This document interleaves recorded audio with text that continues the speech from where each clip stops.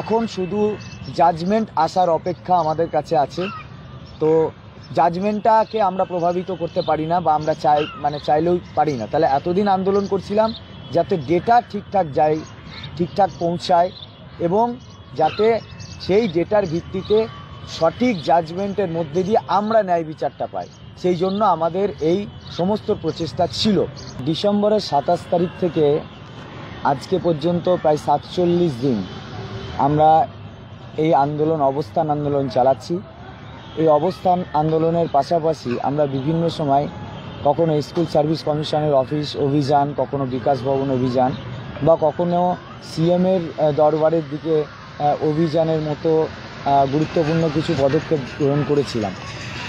আর এগুলোর মূল কারণ কি সেগুলো আপনারা বিস্তারিত জানেন, যে আমাদের একটা কেস যা হাইকোর্টে আমাদের যে প্যানেল সেটা ক্যান্সেল হয়েছিল, এবং সেটা পরবর্তীকালে সুপ্রিম কোর্টে সেই রায়কে আমরা চ্যালেঞ্জ করি এবং আমরা সুপ্রিম কোর্টে যাই।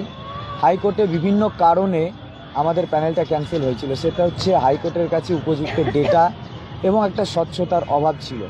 আমাদের যারা নিয়োগ অথরিটি তাদের পক্ষ থেকে যেমন একটা স্বচ্ছতার অভাব ছিল, তেমন আমাদের যারা বিরুদ্ধ লয়ার তাদের পক্ষ থেকেও একটা কোর্টকে মিসগাইড করার জায়গা ছিল। সব মিলিয়ে আমরা একটা ভয়ঙ্কর একটা জটিল সমস্যার সম্মুখীন হয়েছিলাম। তো আমরা বিভিন্ন আন্দোলনের মধ্যে দিয়ে আমরা আসল সত্যটা সুপ্রিম কোর্টের কাছে যাতে পৌঁছানো যায়, অর্থাৎ সমস্ত ডেটা যাতে যথাযথভাবে দেওয়া যায়, school service commission, board of secondary education এবং স্টেট অফ ওয়েস্ট বেঙ্গল, এই আমাদের যারা নিয়ামক সংস্থা, তারা যেন একত্রিতভাবে বসে একদম উপযুক্ত তথ্য কোর্টকে দেন, এবং একদম সরাসরি কোর্টের যা প্রশ্ন তার যাতে পরিচ্ছন্ন একটা উত্তর দিয়ে আমাদের যারা যোগ্য শিক্ষক শিক্ষিকা যাদের বিরুদ্ধে কোনো রকম অ্যালিগেশন নেই বিভিন্ন ইনভেস্টিগেশনের রিপোর্টে, তো তাদের যেন ন্যায় বিচার পাওয়ানোর ক্ষেত্রে কোনো রকম প্রতিবন্ধকতা তৈরি না হয়, সেই জন্য আমরা এই দীর্ঘদিনের একটা আন্দোলন চালিয়েছি। এবং আগামী গতকাল আমাদের যে চূড়ান্ত শুনানি সেটা সম্পন্ন হয়েছে।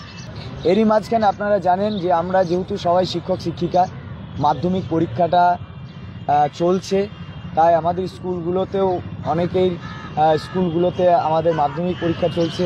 তাই আমাদের পক্ষে আর এই আন্দোলন আমরা এই মুহূর্তে আর চালাচ্ছি না, যেহেতু যে কারণে আমাদের আন্দোলনটা ছিল সেই কারণটা প্রাথমিকভাবে শেষ হয়েছে। এখন সেই ফলাফলটা আসতে বাকি, সেই ফলাফলটা কী হবে আমরা কেউ জানি না। তাই আমরা যেহেতু সুপ্রিম কোর্টের উপর আস্থা রেখে হাইকোর্টের রায়কে চ্যালেঞ্জ করেছিলাম, তাই আমরা আশাবাদী প্রাথমিকভাবে, এবং এখন অস্থায়ীভাবেই আমরা বলতে পারি, কারণ আমরা জানি না আগামীতে আমাদের আরও আন্দোলনের দিকে যেতে হবে কিনা। তাই এখন আপাতত আমরা আমাদের আন্দোলনটাকে প্রত্যাহার করছি। আমরা আজকেই এই আন্দোলনটা থেকে আন্দোলন প্রত্যাহার করে আমরা মাধ্যমিক যে পরীক্ষা সেই পরীক্ষার দিকে আমরা মনোনিবেশ করতে চাইছি। সেটা আপনাদেরকে আমরা প্রেস কনফারেন্সের মধ্যে দিয়ে সকলের কাছে আমরা এই সত্যটা তুলে ধরছি।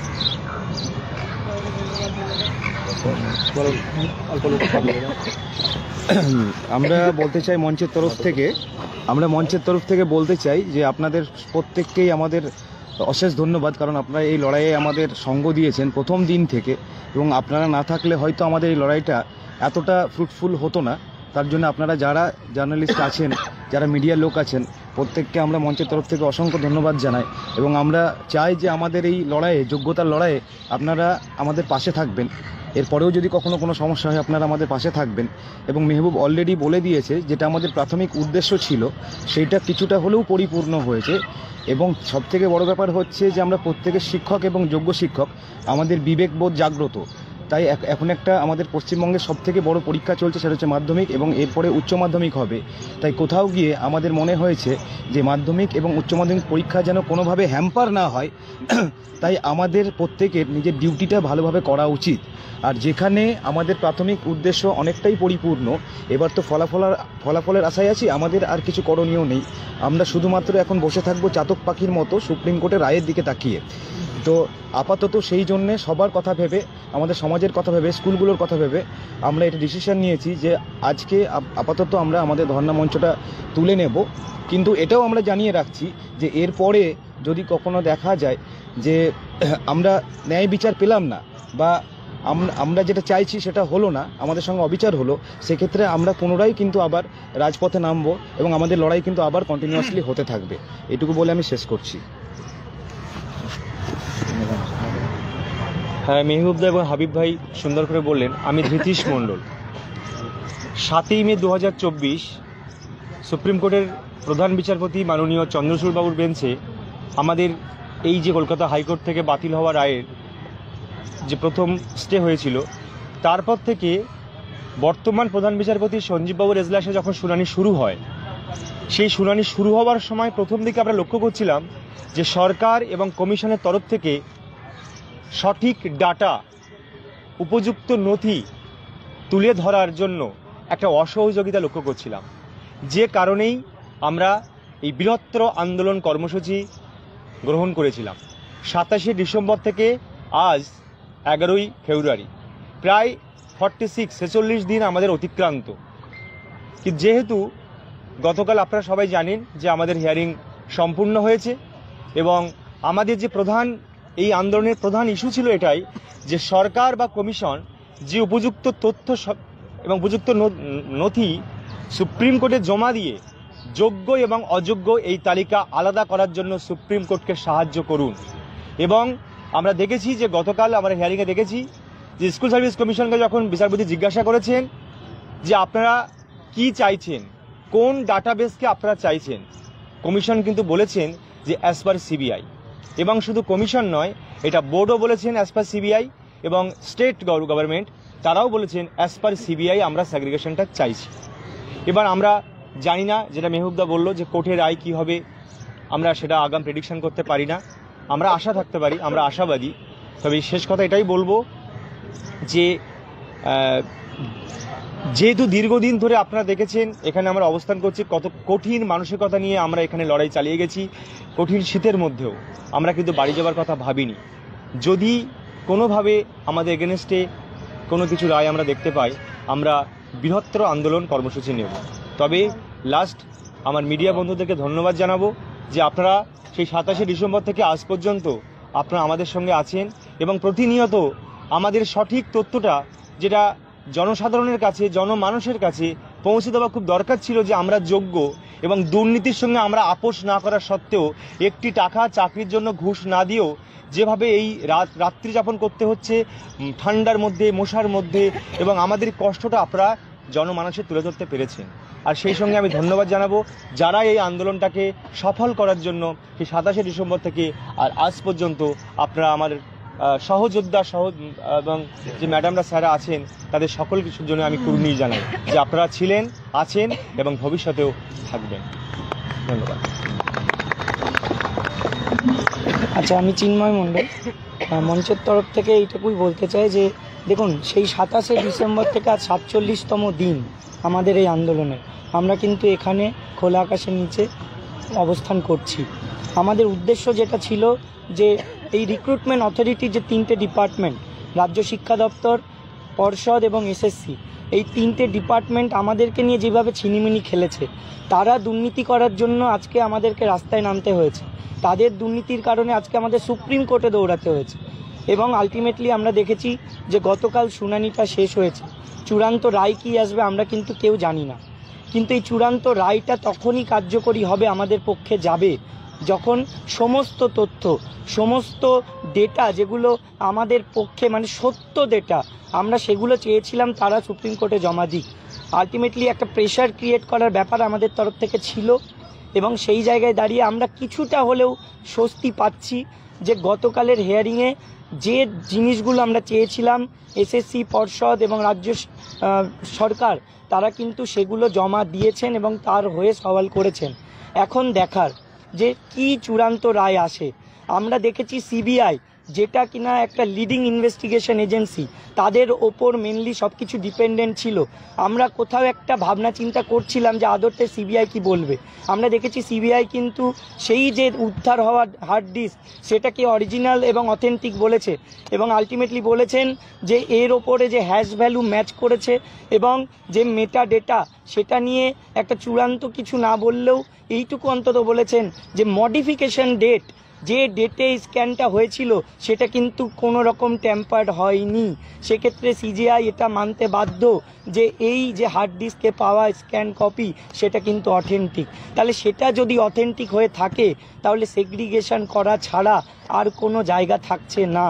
আমরা চাইবো যে উপযুক্ত সেগ্রিগেশন করে, যেটা অলরেডি করা আছে লিস্টেড, সেইটাকে এস্টাবলিশ করে টেন্টেডদেরকে বাদ দিয়ে আনটেন্টেডরা যেন সসম্মানে চাকরিতে পুনর্বহাল থাকে, এটা আমরা সকলেই চাই। আমরা আপাতত আমাদের এই অবস্থান মঞ্চ প্রত্যাহার করছি শুধুমাত্র স্কুল এডুকেশনের স্বার্থে, শুধুমাত্র শিক্ষার্থীদের স্বার্থের কথা ভেবে, কারণ আগামী দিনে এই মাধ্যমিক চলছে এবং উচ্চ মাধ্যমিক পরীক্ষা আছে। কিন্তু যদি আমাদের স্বার্থে আঘাত লাগে, যদি আমাদের অধিকার থেকে আমরা পিছপা হই কোনো অজানা কারণে বা অন্য কারোর দুর্নীতির কারণে, তাহলে আমরা তো ঘরে বসে থাকবো না, আমরা কিন্তু আরও বড় বৃহত্তর আন্দোলনে যাব। আমরা আশাবাদী যে বিচার ব্যবস্থা এতটা অসহায় নয় যে কোনো যোগ্যকে তার অধিকার থেকে বঞ্চিত করবে। আমরা চাই যে সেগ্রিগেশন হয়ে আমরা সসম্মানে বহাল থাকি এবং যারা টেন্টেড তাদের এই চাকরি থেকে বরখাস্ত করা হোক, আমরা সেটাও চাই। কারণ সমাজের কাছে এই বার্তাটাও পৌঁছানো দরকার যে যারা দুর্নীতি করে চাকরি পায় তাদের শাস্তি হওয়াটা অত্যন্ত জরুরি। ধন্যবাদ।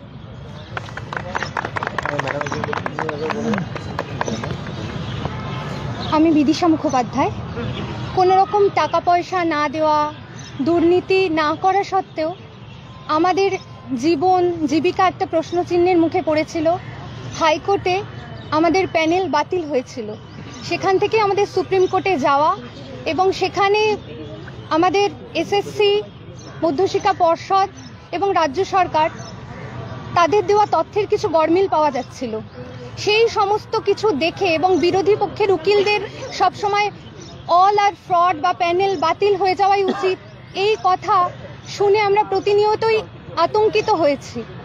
আমরা ভাবতে পারিনি যে আমাদের এই পরিস্থিতি হতে পারে। সেখান থেকেই আমরা আন্দোলনের পথ বেছে নিয়েছিলাম। আজকে প্রায় 1.5 মাস অতিক্রান্ত। অনেক কষ্ট সহ্য করেছি যেগুলো আমাদের করার কথা ছিল না। ভালো পড়াশুনো করে, ভালো রেজাল্ট করে, পরীক্ষায় সুন্দরভাবে পাশ করে, এগুলো কোনো কিছুই আমাদের জীবনে আসা উচিত ছিল না। তবুও আমরা পরিস্থিতির শিকার হয়েছি। যাই হোক, এই মুহূর্তে গতকালকের যে শুনানি, শেষ শুনানি, অন্তিম শুনানি আমাদের হলো, তো সেখানে দেখা গেছে আমরা মোটামুটি যা চেয়েছিলাম এসএসসি সঠিক তথ্য দিয়েছে, মধ্যশিক্ষা পর্ষদ রাজ্য সরকারের দেওয়া যে তথ্যের গরমিল ছিল সেখানে সেগুলো তারা রেকটিফাই করে নিয়েছে। তো এই মুহূর্তে আমরা কিছুটা হলেও আশ্বস্ত এবং সর্বোপরি সিবিআই তারা আমাদের জন্য যথেষ্ট একটা ধনাত্মক ভূমিকা নিয়েছেন, তারা সুন্দর করে তাদের তথ্যও তুলে ধরেছেন। তো এই মুহূর্তে আমরা অনেক কিছুটা হলেও স্বস্তি পেয়েছি। মাধ্যমিক চলছে, সামনে উচ্চ মাধ্যমিক। আমাদের জীবন জীবিকা যেমন আমাদের দেখতে হবে, আমার নিজের জীবনের কথা যেমন ভাবতে হবে, তেমনি আমরা শিক্ষক শিক্ষিকা, ছাত্রছাত্রীদের কথাও আমাদের ভাবা অবশ্যই উচিত। তো সেই কথা মাথায় রেখেই আমরা আমাদের আন্দোলন আপাতত প্রত্যাহার করে নিচ্ছি। আমরা প্রত্যেকে কালকে থেকে আবার আমরা আমাদের শিক্ষকতার জীবনে একেবারে আগের মতো করেই ফিরে যাব। কিন্তু আবারও সেই একই কথা, যদি রায়ের ক্ষেত্রে রায়দানে আমরা কোনো রকম কিছু আমাদের ক্ষতির পরিস্থিতি দেখি বা আমাদের স্বার্থ কোথাও যদি লঙ্ঘিত হয়, তাহলে আমরা আবার বৃহত্তর আন্দোলনে নামতে পিছপা হব না।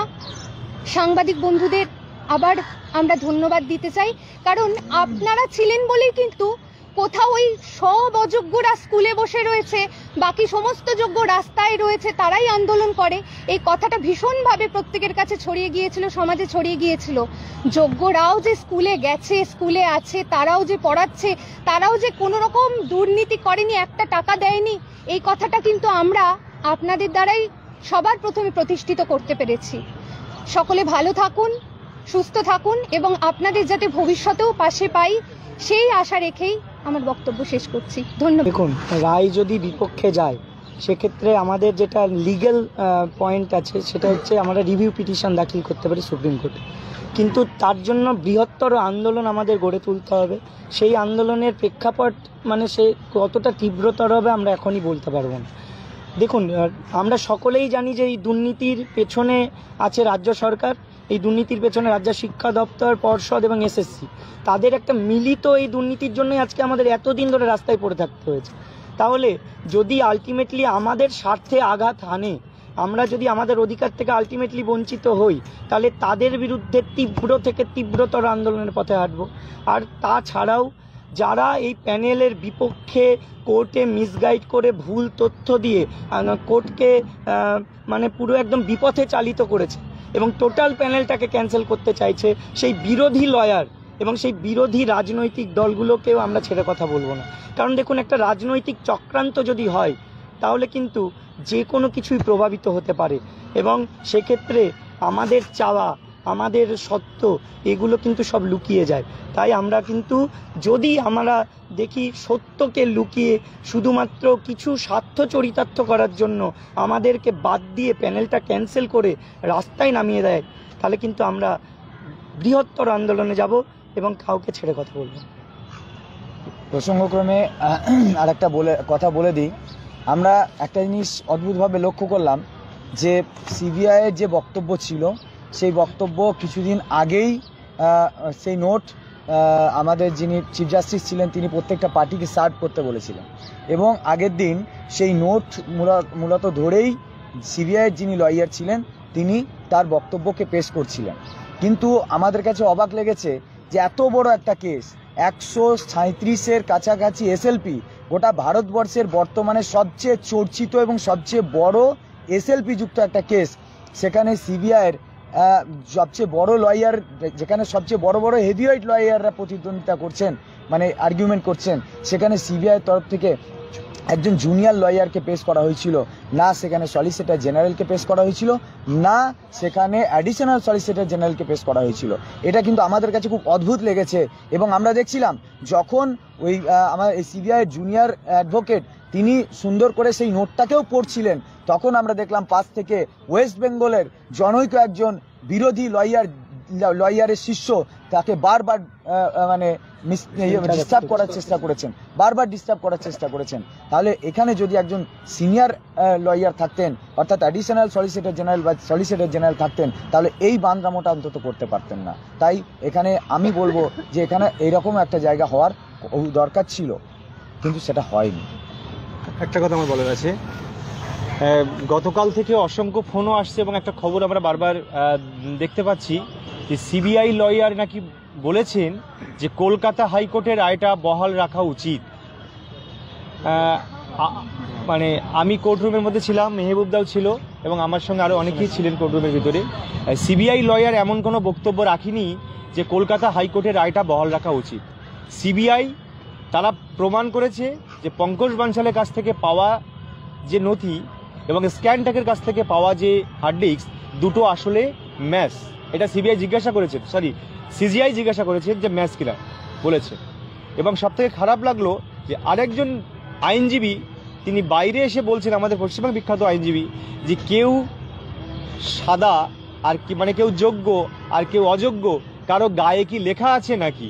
তো যোগ্য কে অযোগ্য কারো গায়ে লেখা থাকে না, কথা বলে তার প্রমাণ, কথা বলে তার নথি, কথা বলে তার তথ্য। এবং সিবিআই সেই সঠিক তথ্য প্রোভাইড করেছেন এবং আশা করি সেটা মেনে নিয়েছেন স্টেট গভর্নমেন্ট, মেনে নিয়েছেন কমিশন, মেনে নিয়েছেন বোর্ড। আমরা আশাবাদী যে চিফ জাস্টিস তিনি এই সত্যের গভীরে প্রবেশ করে তিনি আমাদের জন্য সঠিক রায়টা দেবেন, এটা আমরা আশাবাদী। যদি না হয় সেক্ষেত্রে আন্দোলনটা কাদের বিরুদ্ধে হবে? দেখুন, অবশ্যই আন্দোলনটাও কিন্তু দায় তো প্রথমত আমরা এটা মানসিকভাবে একটা প্রস্তুতি তো নিচ্ছি, কিন্তু দায় তো প্রাথমিকভাবে রাজ্য সরকারের অবশ্যই, কারণ এই দুর্নীতি যদি না সংগঠিত হতো তাহলে কেস কোর্টে যেত না। কিন্তু তারপরেও দুর্নীতি হয়েছে এবং সেই দুর্নীতিকে রেকটিফাই করার যে সমস্ত চেষ্টা হয়েছে সেখানেও কিন্তু কোর্টকে মিসগাইড করা হয়েছে। তাই দায়টা শুধু একপাক্ষিক নয়, বহুপাক্ষিক, এবং এই বহুপাক্ষিক দায়ের বিরুদ্ধেই কিন্তু আমাদের আন্দোলন শুরু হয়।